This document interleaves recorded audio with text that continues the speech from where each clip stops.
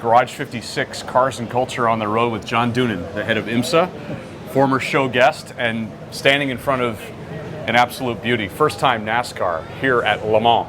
John, welcome. Welcome to you. I'm Thank so you. glad you could join us. Thanks for having us. I hope your experience is mountaintop.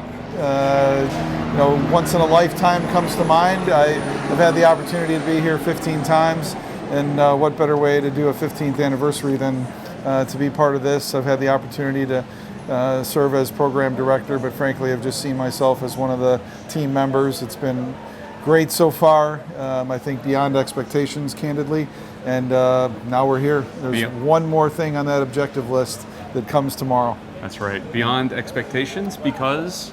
I think you put all the effort in, you do all the testing, you have great partners that have put a massive amount of effort into getting the car where it needs to be to perform, all the planning of hosting guests and performing at the level that we were expecting, or the ACO was expecting us to perform at.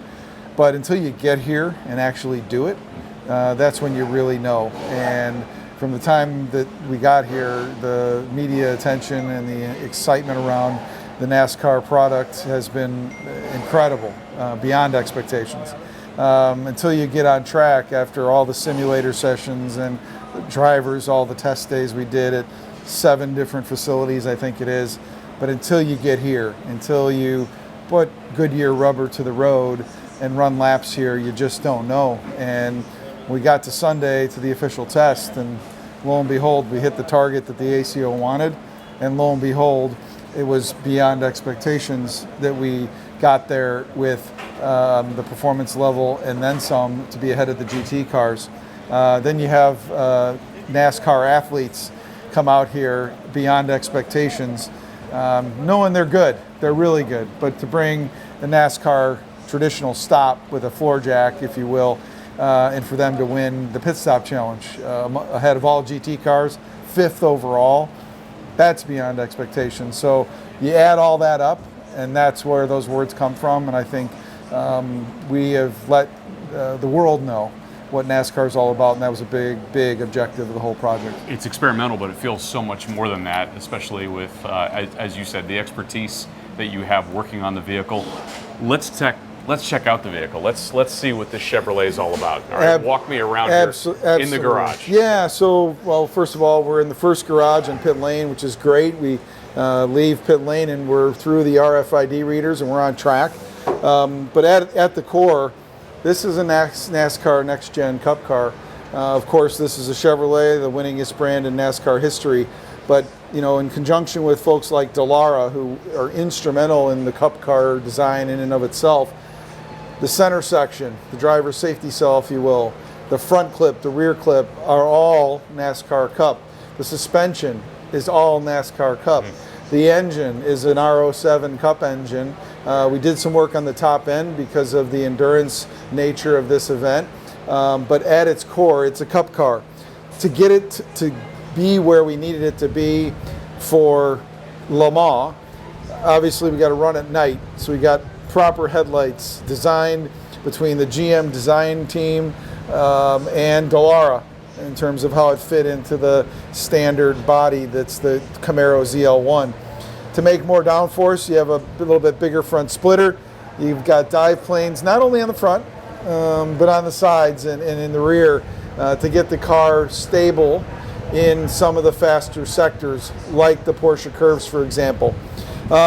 We went with carbon brakes. A weight-saving measure, no doubt, but also a longevity opportunity for us compared to what is traditionally in a Cup car.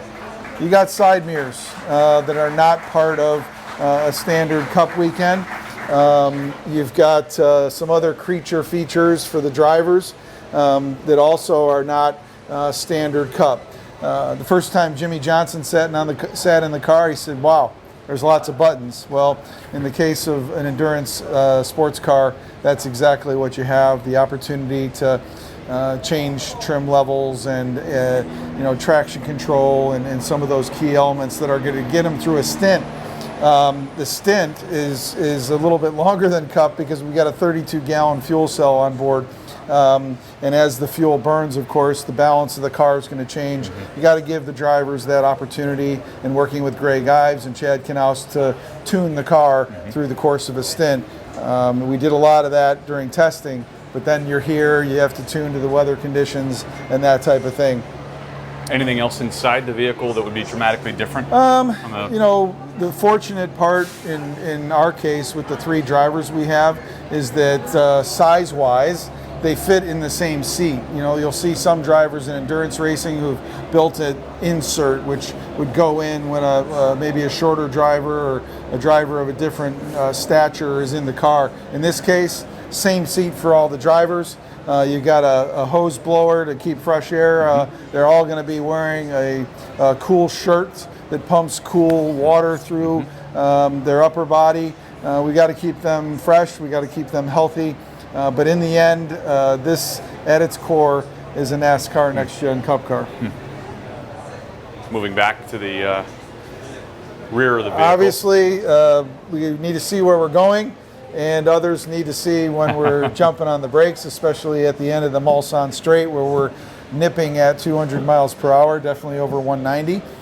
So we installed styled tail lights, working tail lights that the folks at the GM Design Center worked on. A few other different elements. Standard for full course caution and red flag situations are flashing lifeline red light, yep. tail light. Yep. You got some tow hooks that traditionally aren't part of all forms of racing, especially NASCAR Cup, if you will.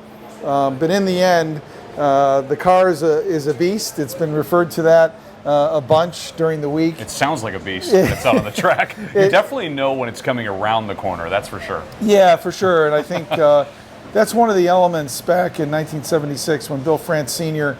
came here with 2 NASCAR stock cars that are here on site, which we're very proud of, as well as Herschel McGriff, who was one of the drivers. Dick Brooks had shared with Jim France, our chairman, the fans loved the sound. And I think we have seen that in spades this year. They love the V8. They are intrigued by it. They want more of it. They're cheering for it. So that's been special. I think our pit stops are something that they're also engaged in. And once again, you know, NASCAR's got international reach in Europe with the Euro Wheeling Series. They've got a new program in Brazil. We've had one in Mexico. We've had one in Canada. They've done exhibitions in Japan.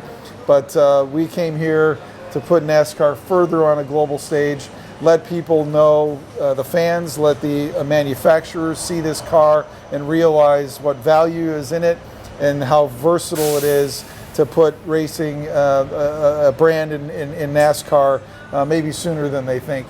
Le Mans always had this halo for Americans, American owners, American drivers. What did it mean to you personally?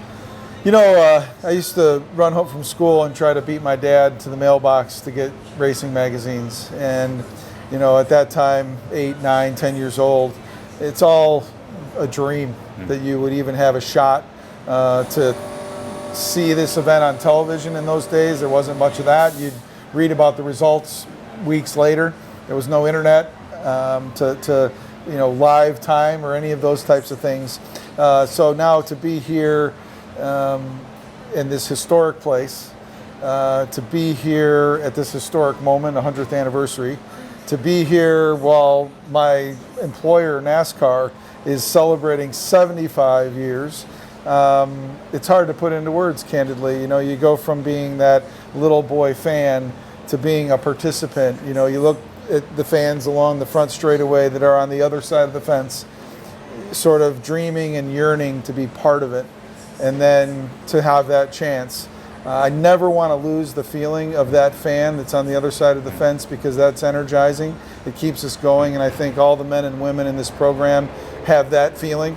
It's what energizes us, and it's what's going to keep us awake all night during the race.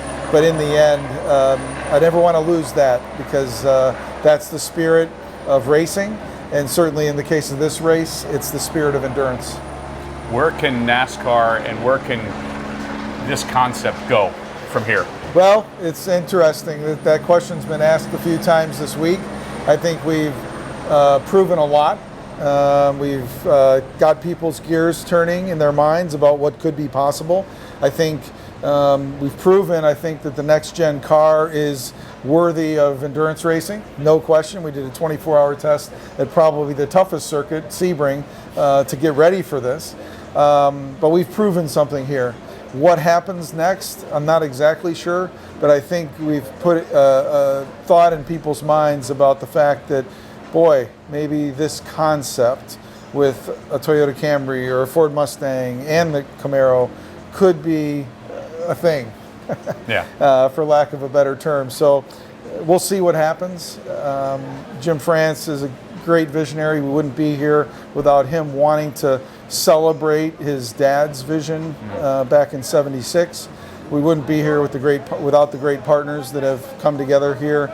And I think the friendships and the bond that have been built among this team, and the ideas, the things that Jim has seen, the media attention it's received, I think that's got people going as to, man, this could fit somewhere. I just don't know where yet. Take me back to that moment that Jim France said that this is what he wanted to do. Yeah. And maybe talk a little bit about the involvement of Rick Hendrick, You know, the Hendrick family. Jim, again, wanted to do this in sort of celebration and maybe a step further than '76 went in terms of results, getting to the end. Because of the relationship that IMSA and the ACO have, and the concept of Garage 56. Traditionally there was 55 entries. They added 56 to have a car that doesn't necessarily fit into the rules of those categories. Jim brought that idea to Pierre Fillon, the president of the ACO. Pierre was keen. Jim knocked on my office door because of the relationship IMSA has with the ACO and said, hey, good news, you're the project manager, but we're going to have some great partners. And the first partner we presented this concept to was Rick Hendrick. As I said, that winningest team in NASCAR history, that does not happen by accident. We all know how tough NASCAR Cup racing is, but it starts with his people, Chad Knaus, Greg Ives, and everyone, Ben Wright, Jessica Hook. These people are first class, and all the mechanics and everybody on this program, tire engineers and tire folks, you bring that. And Rick was interested, and he talked to his people, and they were absolutely embracing it from the word go. I think Jeff Gordon used the words, this is a legacy moment for Hendrick Motorsport. So that, you get that one. Then you roll the clock forward to the Rolex 24 in January 22. We have our great partners at Chevrolet, both on the IMSA side and on the NASCAR side, in a room, and we present the idea to them. Mark Royce, Jim Campbell, Jim Danahy, Mark Stilo, Russ Ablinas, Laura Klauser, all of these folks, Eric Warren now, they embraced it. They have great history here at Le Mans with the Corvette. They have great history now here with the Cadillac brand. They were keen on it. They're a great NASCAR partner, one of the three, and they were all about it. And then finally, the last presentation was Goodyear. Rich Kramer, Stu Grant, and his whole team. Hey, Goodyear, you've won Le Mans many times, both in class and overall. What about this? And you have all those people come together, great things can happen. Le Mans and culture, Le Mans and culture. We talk a lot about cars and culture. What is the culture of Le Mans that this team is soaking up this weekend? Well, the biggest reward for me personally has been to see the men and women on this program soak it all in. A couple of them have old-fashioned camcorders. They're taking video. They're seeing the fans that come right up to the garage. They have been in the downtown area and seen the enthusiasm and the signage and what this event has meant to this area and the whole world for, 100th anniversary. So I love that for them. I love that they're getting that experience. And I think come Sunday, all that will bubble up when we reach the finish line, and they'll finally get to realize sort of the last step and the last piece of the puzzle. And that's going to be the most rewarding part. But I sent him a note the other day. The journey has been our destination. And regardless of what happens in the race, anything can happen. They have been on a great journey. They've become great friends, great partners, and we'll see what happens when the clock strikes 24. Final thing, because I know we're getting ready to work on the car here. You kind of hit on it. Success is defined in multiple ways. You're kind of already at the success level, aren't you, John? We are. We wanted to hit that performance target. We wanted to tell the world what NASCAR was about. We wanted to look the part, and anyone that has seen this garage, it is first class, like Hendrick operates. We wanted to capture it all, and the last piece was we want to complete 24 hours. And I think everybody, in terms of preparation, has done everything possible to make sure we're putting ourselves in a position to reach that last goal. Right. I'm confident we're going to do it. Congratulations. Thanks for having us Thank you. along. Cars and Culture on the Road with John Doonan, the head of IMSA, and his masterpiece, his team's masterpiece here at Garage 56.